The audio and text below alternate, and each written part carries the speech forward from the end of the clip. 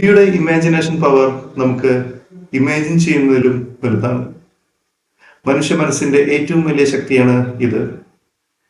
ലക്ഷക്കണക്കിന് ന്യൂറോണുകൾ ഒന്നിച്ച് പണിയെടുക്കുന്നിടത്ത് നിന്ന് ഇത് തുടങ്ങുന്നു. പ്രകാശവേഗത്തിൽ മനുഷ്യനെ എവിടെയും എത്തിപ്പെടാൻ കരുത്തുള്ള ഒന്ന്.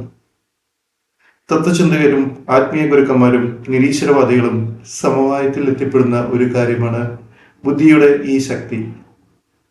ആത്മീയ ഗുരുക്കന്മാർ എല്ലാ കാലത്തും ഉണർത്താൻ നോക്കുന്നത് ഈ കഴിവിനെയാണ്. ഇതിനെയാണ് മനസ്സിന്റെ സങ്കല്പശക്തി എന്ന് പറയുന്നത്. മനുഷ്യൻ ജയിക്കുന്നതും തോൽക്കുന്നതും ഈ സങ്കല്പശക്തിക്ക് മുന്നിലാണ്. സൂര്യനെ പറ്റിയും മറ്റ് നക്ഷത്രങ്ങളെ പറ്റിയും മനുഷ്യർ പഠിച്ചതും പുതിയ തിയറികൾ കുറിച്ചതും ഈ സങ്കല്പശക്തിയെ ഉണർത്തിയിട്ടാണ്. ഈ ശക്തിയെ പറ്റിയിട്ടാണ് നമ്മളിവിടെ പഠിക്കാൻ പോകുന്നത്. Welcome to AV Vlogs.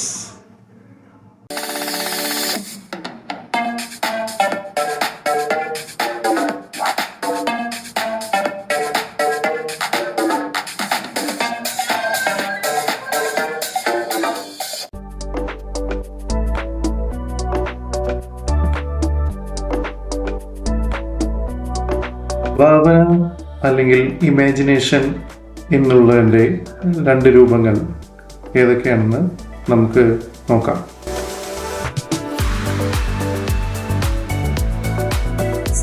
സംശ്ലേഷണ ഭാവന അല്ലെങ്കിൽ സിന്തറ്റിക് ഇമാജിനേഷൻ.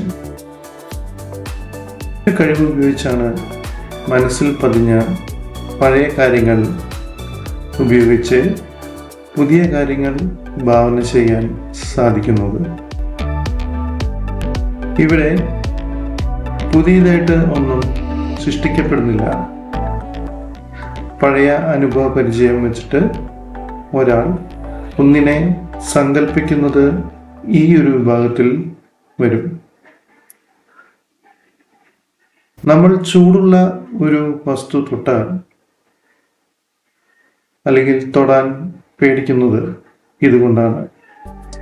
മുന്നേ എപ്പോഴെങ്കിലും കൈപ്പൊള്ളിയ അനുഭവത്തിൽ നമ്മൾ ചൂടുള്ള വസ്തുവിനെ പേടിക്കുന്നു. ഒരു സയന്റിസ്റ്റ് ഏറ്റവും കൂടുതൽ ഉപയോഗപ്പെടുത്തുന്നത് സിന്തറ്റിക് ഇമാജിനേഷനാണ്. എന്നാൽ ഒരു മൗലിക പ്രതിഭ ഈ ഒരു ഘട്ടത്തിൽ അയാളുടെ പ്രശ്നത്തിന് പരിഹാരം കിട്ടാതെ വരുമ്പോൾ സൃഷ്ടിപരമായ ഭാവനയിൽ നിന്ന് ഒരു സൊല്യൂഷൻ കണ്ടെത്തുന്നു.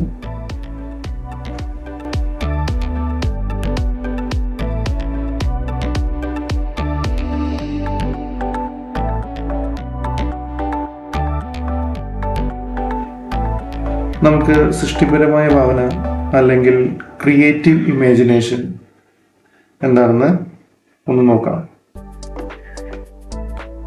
ഇവിടെയാണ് മനുഷ്യന്റെ അനന്തമായ മനസ്സ് നേരിട്ട് അനന്തമായ ബുദ്ധിയിൽ കമ്മ്യൂണിക്കേറ്റ് ചെയ്ത് ഒരു പ്രശ്നത്തിന് ഒരു സൊല്യൂഷൻ കണ്ടെത്തുന്നത്.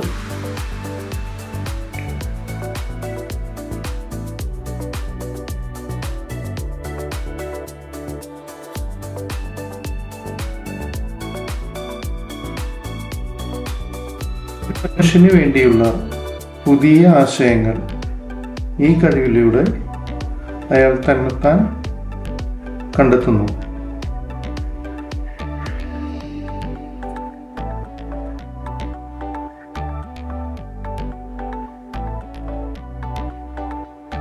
ഇവിടെ നമുക്ക് ട്യൂണിംഗ് എന്ന ഒരു ശേഷിയെക്കുറിച്ച് അറിഞ്ഞിരിക്കേണ്ടതാണ്. ഒരു വ്യക്തി മറ്റു മനുഷ്യരുടെ മനസ്സുമായി ആശയവിനിമയം നടത്തുന്ന ശേഷിയാണ് ട്യൂണിംഗ് എന്ന് പറയുന്നത്. നമ്മുടെ ബോധമനസ്സ് അങ്ങേയറ്റം വേഗതയാർന്ന ഒരു തലത്തിൽ സഞ്ചരിക്കുമ്പോഴാണ് ഇത് സാധ്യമാകുന്നത്. ഒരു ശക്തമായ വികാരം അല്ലെങ്കിൽ ഒരു ശക്തമായ അഭിലാഷം ഉത്തേജിക്കുമ്പോഴാണ് ട്യൂണിംഗ് സാധ്യമാകുന്നത്.